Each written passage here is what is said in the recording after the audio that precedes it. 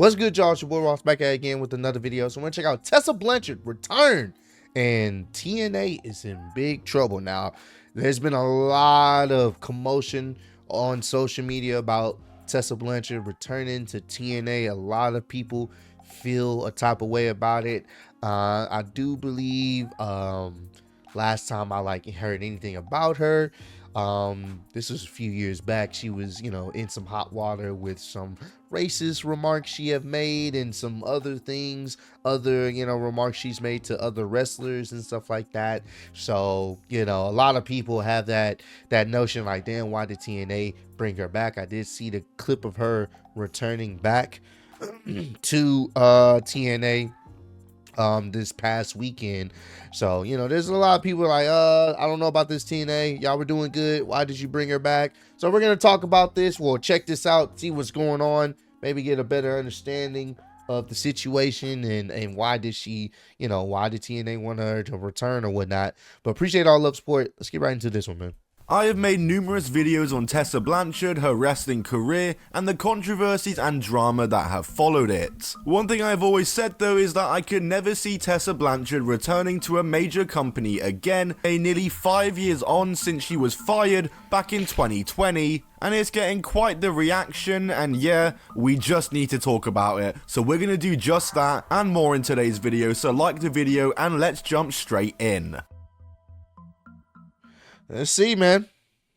To anyone who's lived under a rock and you're hearing the name Tessa Blanchard for the first time, or you heard it for the first time this past Friday, allow me to fill you in on who she is. Tessa Blanchard is the daughter of legendary wrestler Tully Blanchard. She made her wrestling debut in 2014 and for the next couple of years would very quickly take over the independent scene, becoming one of the top women in the entire scene. She made jobber appearances for WWE throughout 2016 and then in 2017 would compete in the WWE Mae Young Classic, losing in the first round to Kairi Sane in what was good exposure for Tessa Blanchard. And after a couple more years on the Indies and Japan, she'd make her TNA debut in 2018 and would rapidly rise up the Knockouts division to win the TNA Knockouts belt in less than 4 months into her run. She'd hold the title for about 4 months as well, as she lost it at the start of 2019. Despite the loss of the belt though, Tessa's future was very bright and she was already looked at as one of the best wrestlers on the planet, regardless of company or male or female. And she was still so young, so TNA seemingly had a big star for years on their hands here.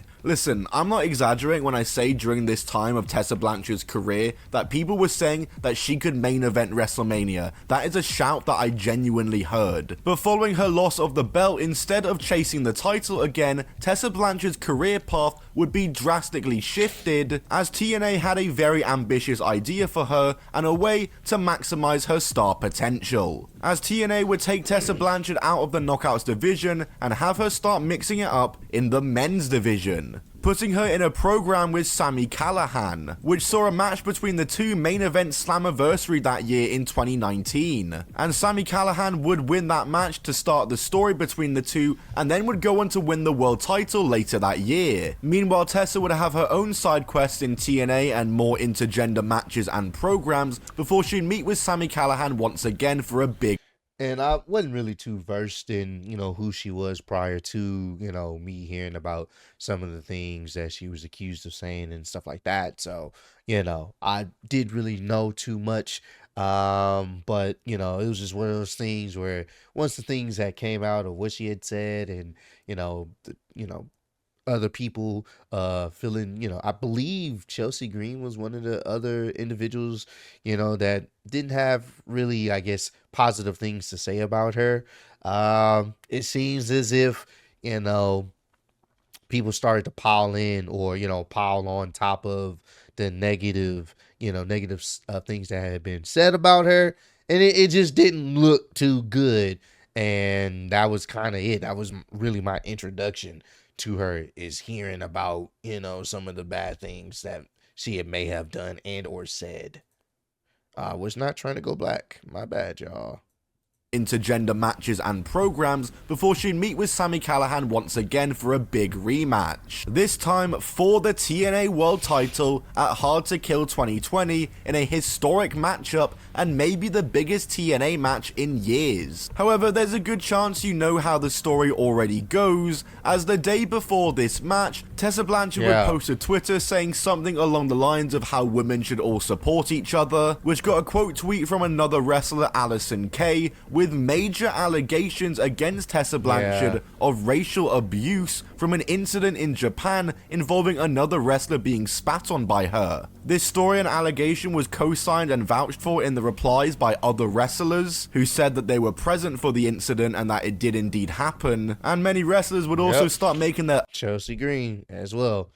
You've consistently put down, bullied, and belittled countless female workers, including me. Is that support? Own posts regarding their own experiences with Tessa Blanchard. Tessa Blanchard would make numerous responses, always denying the allegation made by Allison Kay, and following that faithful night on Twitter, Tessa had nuclear heat on her heading into her big match the next day, but despite the controversy surrounding her, TNA would follow through, and Tessa Blanchard would make history and win the TNA World title. A big moment for TNA for sure, but due to the controversy, most of the hype and positivity surrounding Tessa Blanchard was kinda gone. Her title reign was also interrupted by the pandemic, and Tessa wasn't able to appear for TNA when they did return due to travel restrictions, and after refusing to return the world title belt back to TNA, she was fired from TNA in May of 2020, and the title was vacated, and the Tessa Blanchard TNA experiment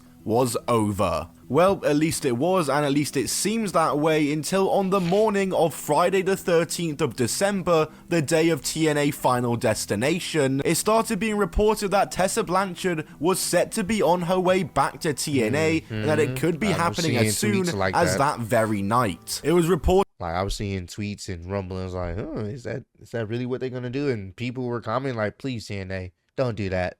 And well, we know how it played out. So that she'd be working with Jordan Grace, who was apparently pushing back on it. And some fans also noticed that Tessa Blanchard had been absent from CMLL, which is a promotion in Mexico she'd been working for the last year and was a tag team champion for. And sure enough, CMLL that day would announce the vacancy of those tag belts due to the departure of Tessa Blanchard. And at that point, it was kinda all but confirmed that TNA were actually gonna be doing this, so out of curiosity, I tuned into TNA that night, a rare time where I watch a TNA pay-per-view live. And sure enough, the motherfuckers actually did it. As following Jordan Grace defeating Rosemary, she was attacked by a masked figure who took off the mask to reveal herself, and of course, it was Tessa Blanchard, who after attacking Jordan Grace would then cut a promo backstage saying she just reminded everyone whose name this company was built on. So yeah, Tessa Blanchard is back. Let's discuss it all. First of all, I remember there were actually rumors earlier this year, back in April, that Tessa Blanchard could be coming back to TNA, but nothing came of it and it faded away. So there's a chance that Tessa Blanchard and a return for her have been on TNA's radar for some time now. And I think that is quite a puzzling decision. Obviously, TNA have faced a lot of backlash for Tessa returning to TNA. Yes, and they it have. far outweighs any positive reaction to Tessa coming back. And it's just not gone down well at all. And her coming back is a very puzzling decision, not only because of the controversy, but also because the Tessa experiment was nearly 5 years ago now. It's kinda old news, and in the time she's been gone, we haven't really heard about Tessa Blanchard all that much. After she left TNA the first time, Tessa Blanchard's career quieted down, and she was very much out the limelight for a while. She wrestled occasionally for the next couple of years across lower level American and Mexican indie companies, and would be announced as the main star for the Women of Wrestling revival, which after just a few months, she was gone from due to issues with her attitude behind the scenes. But in October 2023, she'd begin working for CMLL, who were one of the biggest companies in Mexico and outside of WWE and AEW. And she'd become super active in wrestling again, appearing very regularly as a full-time wrestler for CMLL. In fact, it was maybe the most active she'd ever been in her wrestling career, and she even won a belt for them, like I said earlier. But despite all that, we really haven't heard all that much about Tessa this last year or so,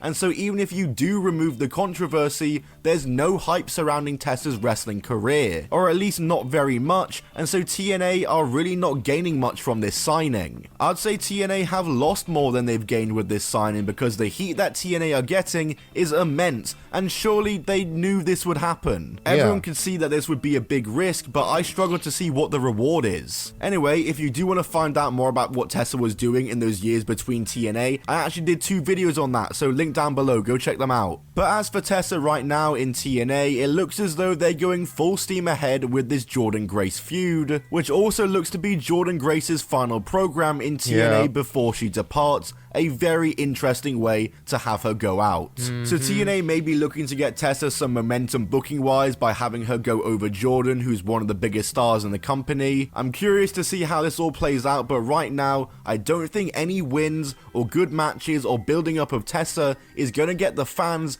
to not reject Tessa being in TNA. But hey, time will tell, I guess, and with her potential first appearance back on TNA Impact coming up this week, it'll be interesting to see how she fits back in. Regardless of how you feel about the Tessa Blanchard controversy, I think bringing her back is just a net negative for TNA. In a time where they've gained some goodwill from the fans and are selling out arenas with their best numbers in years, and they've got the WWE partnership, I don't get why they try to damage both of those things. I don't deny Tessa is a very good wrestler and will have good matches. And I think that's the confusing thing, is like they're doing a partnership with WWE. You know, WWE is very, very keen on keeping their relationships, pure. They don't want any relationships to, foster any type of, potential racism, potential bullying, or anything of that nature. They're trying to keep their investors happy. So it does look kind of wild. You hire someone that multiple people have claimed have said some racist shit, and then multiple people have claimed is a bully and not likable, And granted, this is he say, she say stuff, so, you never know how true it can be. But it just feels very weird for a lot of people just to be, quote unquote, trying to bury this person for whatever reason. And then to be doing business with said company that brought this person back, knowing the, serious accusations, could be troublesome. Because if I'm doing business with you, you hire someone that other people in your company and in the past have said, said some racist shit. I don't know. And they haven't apologized for it or anything. I don't know. It can be, I don't know. That can be a touchy subject. She's in TNA, but unfortunately, that just doesn't do anything for TNA. And with a history of attitude and backstage problems, she may not even last in TNA for all that long, for all we know. We may have a female Austin Aries on our hands here. But guys, let me know down below what you thought of Tessa Blanchard's TNA. Yeah, this is an interesting one. It's a very interesting one. I don't know about this one. Only time will tell. And look, I'm not here to judge someone on their past mistakes. Maybe she has apologized to the proper channels. Who knows? I don't fucking know. But I will say this: it's not optically a good look. I don't see where they can gain from this, other than people talking about it and controversy. Gets clicks and gets views. But at the same time, I don't know. I don't know. This could really backfire on them. So comment down below. Let me know. Do you guys think it was the smartest move to bring Tessa Blanchard back? Do you guys feel like she deserves another chance on TNA? Y'all let me know how y'all feel about it. I appreciate all love, support. Road to 150K. Appreciate y'all kicking it with me. See you on the next one. Peace.